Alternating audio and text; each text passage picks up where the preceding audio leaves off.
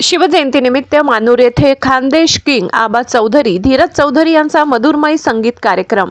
श्री सप्तशृंग गडाच्या पायथ्याशी मानूर नगरीत तालुका कडवण येथे 19 फेब्रुवारी रोजी अखंड हिंदुस्थानाचे दैवत रयतेचे राजे श्री छत्रपती शिवाजी महाराजांच्या जन्मोत्सव निमित्ताने शिवरायांचे व भक्तिगीतांचा भव्य भक्तिमय कार्यक्रम आयोजित करण्यात आला होता।